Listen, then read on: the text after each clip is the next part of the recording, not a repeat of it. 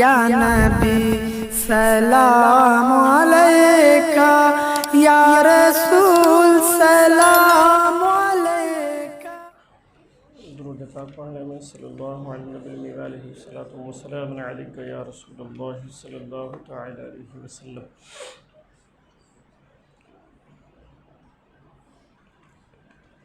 جیسا کہ میں نے کل بتایا تھا آپ کو کہ آج سے انشاءاللہ تعالی مسائل نماز جو آپ حضرات کے لیے بہت ضروری ہیں، بیانات ہوتے رہتے ہیں، تقریریں ہوتی رہتی ہیں، مگر کم سے کم اتنا آپ دین سیکھیں کہ نماز وغیرہ کیسے پڑھے جائیں، یہ بہت ضروری ہیں۔ تو انشاءاللہ اب یہ جو سلسلہ ہمارا آگے چلے گا تو وہ نماز کے تعلق سے انشاءاللہ مسائل بیان کیے جائیں گے۔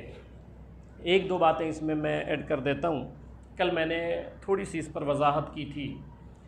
آج جو ماحول ہے اور معاشرہ ہے تو ہمارے نوجوانوں کو پکڑ کر کے پوچھا جاتا ہے کہ بھئی قرآن اور بخاری اور مسلم سے نماز کا طریقہ بتاؤ، قرآن اور بخاری اور مسلم سے نماز کا طریقہ بتاؤ۔ اب ہمارا نوجوان جو ہے نا وہ ڈر جاتا ہے، جیسے اس نے بخاری سنا اور مسلم سنا تو ڈر گیا بھی ہم کیسے بتائیں۔ تو اس میں ایک بات عرض کروں میں کہ وہ جو میں نے حدیث کل پیش کی تھی کہ حجۃ الوداع کی وہ حدیث پیش کرتے ہیں اور کہتے ہیں کہ سرکار نے فرمایا کہ میں تمہارے درمیان دو چیزیں چھوڑ کے جا رہا ہوں، ایک کتاب اللہ اور دوسرا سنتی میری سنت، سرکار نے فرمایا، ٹھیک ہے۔ اب حضور صلی اللہ تعالیٰ علیہ وسلم نے کیا کہا ہے کہ میں اللہ کی کتاب قرآن چھوڑ کے جا رہا ہوں، اور کیا بولے نا، سنت۔ سنت کس کو کہتے ہیں؟ حدیث رسول، سرکار کا قول، سرکار کا فعل، یہ سنت ہے۔ اب حدیث یہ پیش کر رہے ہیں کہ سرکار نے کہا دو چیزیں، اللہ کا قرآن اور اپنی سنت چھوڑ کے جا رہا ہوں۔ آپ ان سے پوچھیں کہ اس میں بخاری مسلم کہاں آ رہا ہے؟ جو آپ بات کر رہے ہو تو یہ سرکار نے یہ تو نہیں کہا بخاری و مسلم چھوڑ کے جا رہا ہوں، سرکار نے یہ کہا ہے میں اپنی سنت چھوڑ کے جا رہا ہوں، اور تم قید لگا رہے ہو بخاری اور مسلم کی۔ تو کیا ساری حدیثیں بخاری اور مسلم میں ہیں؟ سرکار نے تو یہ کہا ہے کہ میں تمہارے درمیان اللہ کا قرآن اور اپنی سنت چھوڑ کے جا رہا ہوں۔ تو ہمیں نماز کیسے پڑھنی چاہیے؟ اللہ کے قرآن اور نبی کی سنت سے۔ اب آپ یہ کہتے ہو نہیں بخاری اور مسلم سے دکھاؤ۔ اچھا، یہ جو خود میں نے جو یہ حدیث پڑھی نا، آپ کو اس کی وضاحت کل میں نے کی تھی مگر آج میں نے لکھ لیا اس کو سن لیں۔ یہ جو حدیث پیش کرتے ہیں کہ یہی کہ اللہ کا قرآن اور سرکار نے فرمایا میں اپنی سنت چھوڑ کے جا رہا ہوں، تو پہلی بات تو پھر یہ حدیث پیش کرنے کے وہ اہل نہیں ہیں جو بخاری و مسلم کی رٹ لگاتے ہیں۔ اور کیونکہ یہ جو حدیث انہوں نے پیش کی ہے نا، یہ نہ بخاری میں ہے، نہ مسلم میں ہے، نہ ابو داؤد میں ہے، نہ ترمذی میں ہے، نہ نسائی میں ہے، نہ ابن ماجہ میں ہے۔ جو یہ روایت پیش کرتے ہیں یہ خود حدیث صحاح ستہ میں نہیں ہے، بقیہ بخاری مسلم تو چھوڑیے۔ پھر یہ حدیث کہاں پہ ہے؟ یہ حدیث 5ویں صدی ہجری کے محدث امام حاکم نے مستدرک میں اس حدیث کو نقل کیا ہے۔ 5ویں صدی میں، صحاح ستہ میں یہ حدیث ہے ہی نہیں ہے۔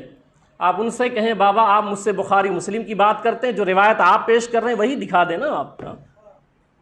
تو ان کے پاس بھی کوئی دلیل نہیں۔ میں نے کہا نہیں کہ اتنا ڈھونگ رچ لیا گیا ہے اور نوجوانوں کو اتنا ڈرا دیا گیا ہے بخاری مسلم کے نام پہ کہ ہمارا بچہ سنتا ہے تو گھبرا جاتا ہے، کیونکہ اس کو علم حدیث سے شغف اتنا ہے نہیں۔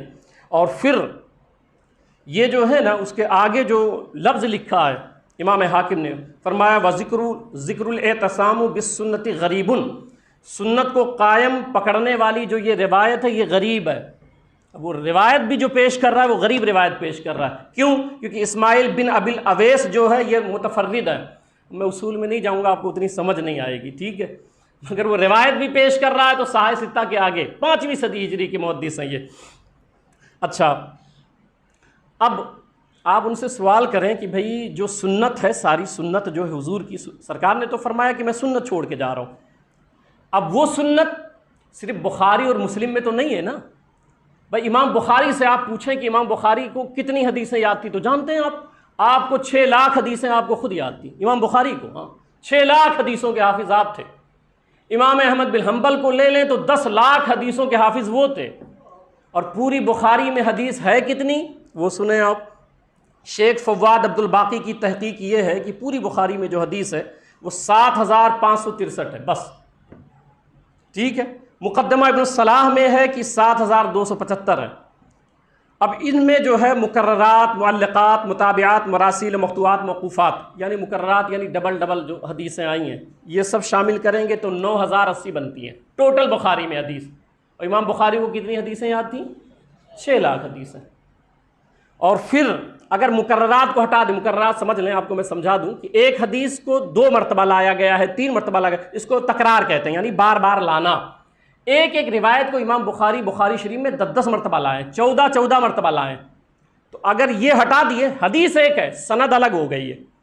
جیسے کوئی روایت آئی ہے تو ایک اس طرق سے آ گئی، 4-5 راوی یہ تھے تو دوسرے راوی مل گئے، بات وہی ہے، تو ایسی جو ہے نا وہ 10 مرتبہ لے آئے، طرق بدل گیا، چین بدل گیا جو روایت لی ہے انہوں نے، اور حدیث سیم ہے۔ جیسا انما الاعمال بالنیات کئی مقام پہ بخاری میں ہے، مگر اب اس کے آگے جو راوی تھے نا کہ انہوں نے ان سے سنا، وہ بدلتے رہے، حدیث صرف اتنی تھی انما الاعمال بالنیات۔ تو مکررات اگر ہٹا دیں یعنی یہ تکرار ہٹا دیں تو کل پوری بخاری کی حدیث کی تعداد جو ہے نا وہ 2513 ہے بس، ٹوٹل پوری بخاری میں 2513 حدیث ہے بس۔ اب آپ بتائیں کہ اگر ایسے خاص کر دو گے نہیں بخاری ہی میں دکھاؤ تو یہ پوری حدیث جو ہے 2513 ہے، اور امام بخاری کو حدیث جو یاد تھی وہ 6 لاکھ یاد تھی۔ امام احمد بن حنبل رحمۃ اللہ تعالی علیہ، ان کی مسند امام احمد بن حنبل اٹھا کے دیکھیں، 18 جلدوں پہ ہے وہ، 18 جلدوں پہ۔ جانتے ہیں اس میں کتنی حدیثیں انہوں نے لکھی؟ تقریباً 40,000 حدیثیں اس میں ہیں۔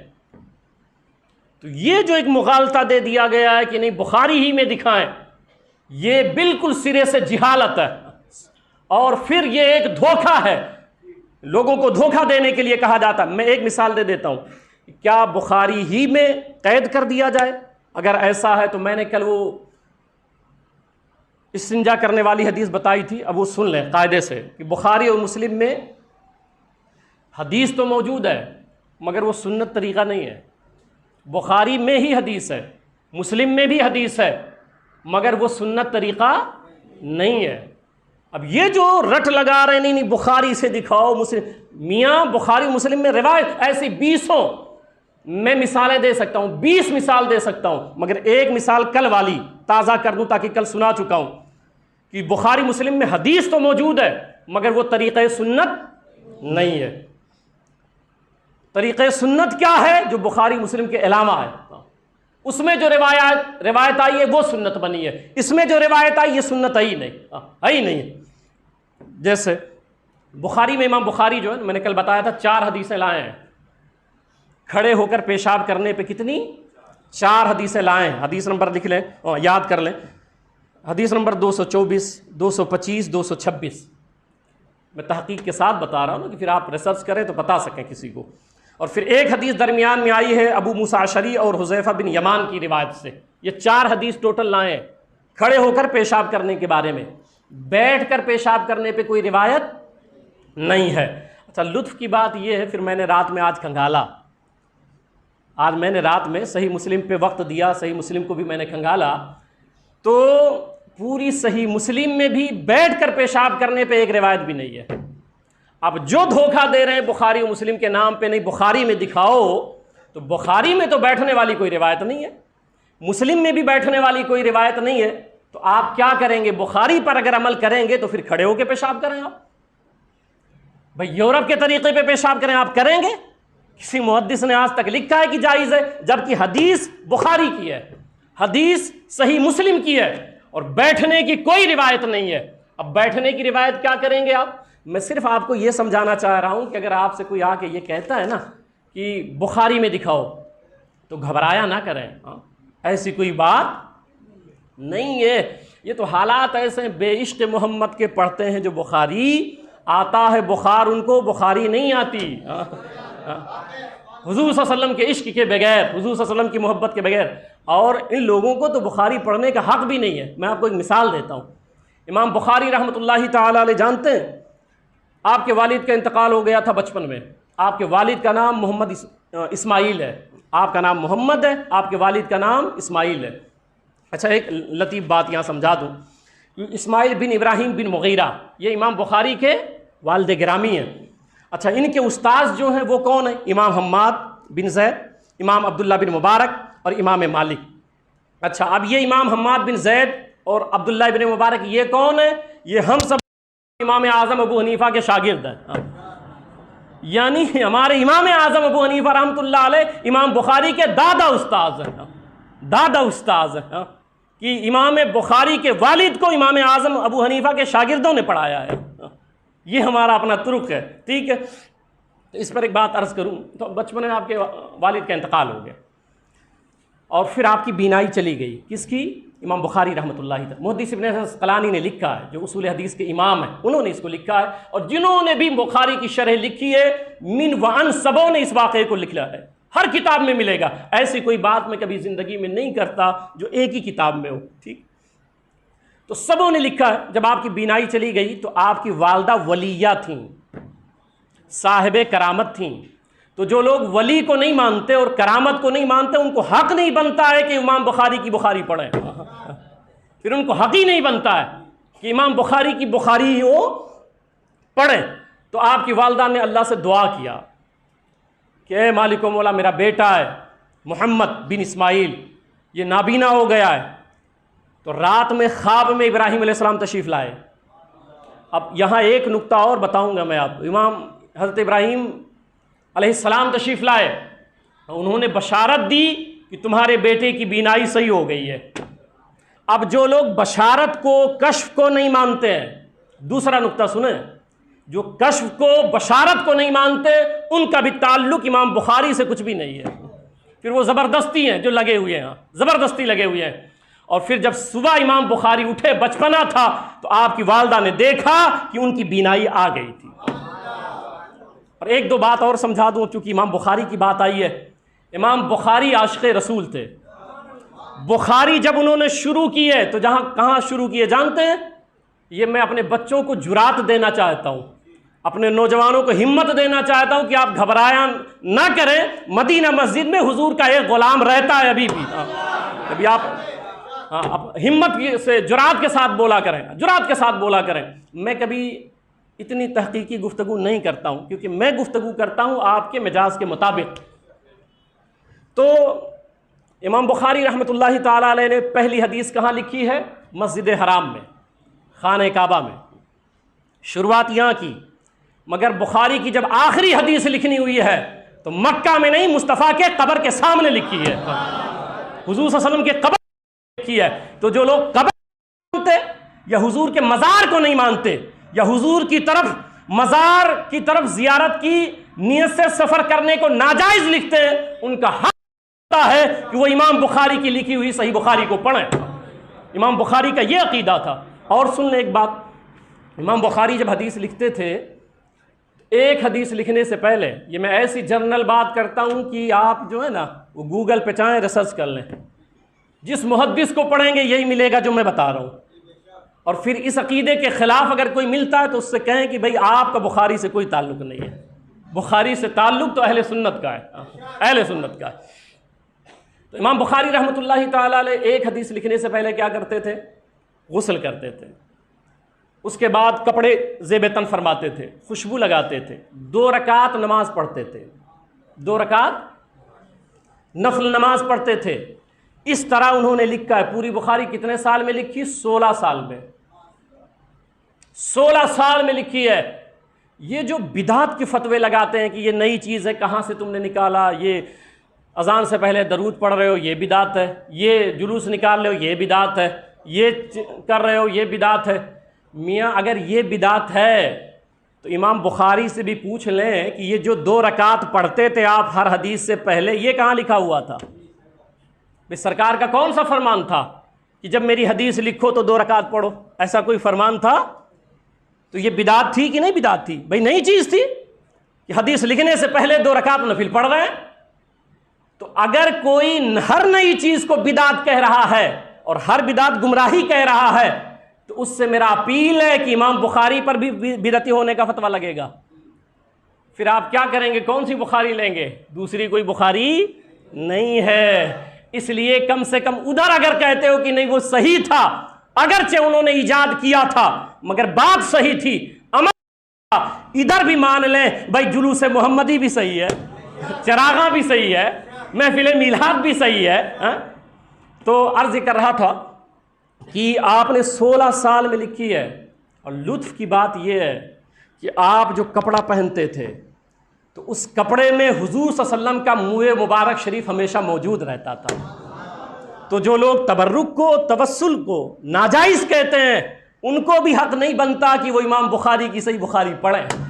یہ چند وضاحتیں میں نے کر دی، ٹھیک ہے، عقیدے کے لحاظ سے تو میں عرض کر رہا تھا کہ بخاری اور مسلم میں بیٹھ کر پیشاب کرنے پہ کوئی حدیث نہیں ہے۔ تو جو یہ لوگ دعویٰ کرتے ہیں کہ نہیں بخاری ہی میں دکھاؤ، ان سے آپ کہیں کہ بیٹھ کر پیشاب کرنے پہ بخاری میں کوئی حدیث بتائیں یا مسلم میں، اور اگر نہیں ہے تو پھر آپ کیا کریں گے؟ کھڑے ہو کے کریں، کیونکہ ہم اس کے آگے بھی حدیث کی کتاب مانتے ہیں نا۔ ہم تو کبھی یہ دعویٰ نہیں کرتے، ہم تو یہ کہتے ہیں کہ حضور کی حدیث مل جائے، اور پھر اس کا اپنا ایک اصول ہے نا کہ حدیث کو پرکھا جاتا ہے، اس کے راوی کیسے ہیں، اس کا اپنا ایک فن ہے جس کو جرح کہتے ہیں، ٹھیک ہے، جرح کہتے ہیں۔ اب چونکہ یہ علم اور یہ فن جو ہے نا اتنا بچوں کو پڑھایا نہیں جاتا ہے، اس لیے عوام کو جو ہے جیسا جس کو سمجھ آتا ہے وہ بتا دیتا ہے۔ تو اب ہم لوگ آگے بڑھتے ہیں، اس میں کیا ہے کہ یہ جو بیٹھنے والی حدیث ہے نا یہ کہاں ہے؟ ایک سوال ہوا نا، پھر بخاری میں نہیں ہے، مسلم میں بھی نہیں ہے۔ تو آج سے اب یہ تو آپ کے ذہن میں آ گیا نا کہ اگر کوئی یہ آپ کو دھوس جماتا ہے کہ بخاری مسلم کا، تو آپ یہ سوال تو کر سکتے ہیں نا اس سے کہ بھئی یہ دکھا دیں آپ، ٹھیک۔ اب آگے چلیں، کھڑے ہو کر پیشاب کرنے والی روایت اور حدیث کس میں ہے؟ تو ترمذی شریف میں ہے، نہ بخاری میں ہے نہ مسلم میں ہے۔ اور کیا ہے؟ حضرت عائشہ صدیقہ رضی اللہ عنہا فرماتی ہیں، حدیث نمبر 12 ہے، فرماتی ہیں من حدثکم ان النبی صلی اللہ علیہ وسلم کان یقول قائما فلا تصدقوه۔ حضرت عائشہ صدیقہ کیا کہتی ہیں رضی اللہ عنہا کہ اگر کوئی تم سے یہ کہے کہ سرکار کھڑے ہو کے پیشاب کرتے تھے تو یہ بات سچی نہیں ہے، آپ یہ کہہ رہی ہیں، پھر اس کی تصدیق آپ نہ کریں کہ سرکار کھڑے ہو کے پیشاب کرتے تھے۔ ما کان یقول باللا قائدا، تو بلکہ مسئلہ یہ تھا کہ حضور صلی اللہ علیہ وسلم ہمیشہ بیٹھ کرتے تھے۔ اب کسی بھی محدث نے آج تک کھڑے ہو کر پیشاب کرنے پر سنت نہیں لکھا ہے، سب نے کیا لکھا؟ بیٹھ کر۔ اور کھڑے ہو کر جو حدیث تھی وہ بخاری اور مسلم میں تھی، مگر کسی نے اس کو سنت نہیں مانا ہے۔ سنت اس کو مانا ہے کہ بیٹھ کر کے، اور یہ حدیث بخاری اور مسلم میں نہیں ہے، اس لیے یہ دھونس نہ جمایا کریں کہ بخاری و مسلم میں دکھائیں، ٹھیک ہے۔ اب یہ چند باتیں ہم نے عرض کر دی، اور ایسا نہیں ہے، ایک بات اور آخری سن لیں۔ اب اس پہ بہت قیل و قال امام بخاری کے تعلق سے میں بہت ساری باتیں رکھ سکتا ہوں، مگر ایک آخری بات، ایک بات یہ بھی کہی جاتی ہے کہ بھئی وہ 200 سال کے بعد پہلی حدیث کی کتاب صحیح بخاری ہے، یہ بھی کہا جاتا ہے بھئی پہلی حدیث کی کتاب صحیح البخاری ہے۔ تو میں آپ کو بتاؤں کہ صحیح بخاری لکھنے سے پہلے تقریباً 100 حدیث کی کتابیں لکھی جا چکی تھیں۔ آپ چونکہ آپ کا شغف نہیں نا علم حدیث سے، تو آپ کو سمجھ نہیں ہے، 100 حدیثیں لکھی جا چکی تھیں، اور ائمہ حدیث پہلے بھی موجود تھے۔ اور اس میں آپ کو بتاؤں، آپ کو حیرانی ہوگی، امام اعظم ابو حنیفہ کے شاگرد 150 جو امام الحدیث بن چکے تھے اس وقت، امام بخاری سے پہلے 150 تلامذہ تھے امام اعظم ابو حنیفہ کے جو ائمہ حدیث تھے۔ تو یہ چند باتیں میں نے ضمناً عرض کر دی، اس مغالطے کو دور کرنے کے لیے کہ بخاری مسلم کے نام پہ دھونس نہ جمایا جائے، اور یہ کہا جائے کہ بھئی ہاں آپ حدیث دکھائیں، یہ ٹھیک ہے، یہ بات کریں کہ آپ اس جو آپ کام کر رہے ہیں اس پر کوئی روایت بتائیں، آپ کوئی حدیث بتائیں، ٹھیک ہے۔ اب چونکہ مسائل پر چند باتیں انشاءاللہ تعالی ہم اس پر بھی آئیں گے، یہ جو رفع الیدین کا مسئلہ چل رہا ہے نا، پھر آمین زور سے کہنے کا مسئلہ ہے، امام کے پیچھے قرأت کا مسئلہ ہے، پھر وہ صف بندی میں جو ٹانگ اتنا پھیلا لیا جاتا ہے، انشاءاللہ تعالی ہم ان تمام مسائل پر انشاءاللہ تعالی بالتفصیل ہم گفتگو کریں گے انشاءاللہ تعالی۔